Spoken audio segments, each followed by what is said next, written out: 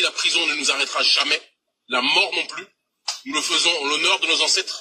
Je remercie mon avocat qui a fait son devoir avec dignité. Je pense avoir exprimé durant ce procès la pensée d'un certain nombre de gens. Nous réfléchirons sur l'opportunité de faire appel. Mais j'ai envie de dire aux autorités, à nos présidents, que la prochaine fois, il faut qu'ils réfléchissent à 2 fois avant de nous arrêter de cette façon. Parce que nous avions déjà été grandement entendus lors de la conférence. Mais en nous persécutant de la sorte, on a entendu 10 fois, voire 100 fois plus par la jeunesse africaine. Et donc, je pense que question communication, les autorités n'ont pas été du tout stratégiques en nous persécutant.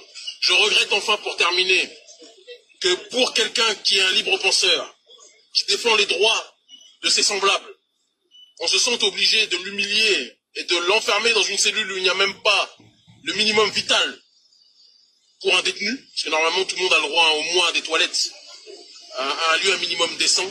Je constate que je n'ai pas eu ça.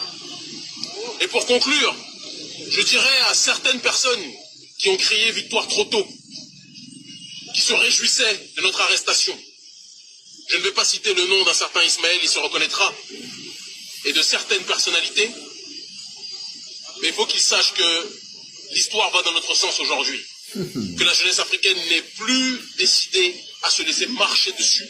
Un peu partout où nous sommes interdits et censurés, je constate que nos avis sont majoritaires. Et sur les réseaux sociaux, un petit Africain né dans la diaspora, rentré il y a 10 ans sur le continent, réunit aujourd'hui beaucoup plus de sympathisants que la plupart de nos dirigeants africains qui, eux, sont obligés de dépenser des sommes astronomiques pour avoir un semblant d'audience. Nous, on ne dépense pas un centime de francs CFA ou d'écho, même si c'est la même chose en réalité.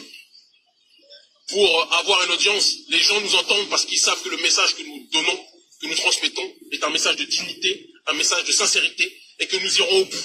Ce n'est pas le combat de Kémy Séba, je tiens à le préciser, parce qu'on a essayé de personnaliser la thématique. C'est le combat d'une jeunesse africaine et diasporique, parce que dans les Caraïbes aussi, ils se sentent colonisés, qui en a marre qu'au XXIe siècle, on nous parle des droits de l'homme, mais que nous soyons toujours colonisés. On a parlé du franc CFA au départ, l'intelligentsia africaine nous a considérés comme des fous, comme des populistes. Ils se sont moqués de nous. Aujourd'hui, les mêmes qui se moquaient de nous sont obligés de prononcer face caméra à côté de Macron qu'il faut changer en partie, pour nous ce n'est pas suffisant, mais changer en partie le franc CFA. C'est parce que nous avons mis la main dans le cambouis qu'on en est arrivé là.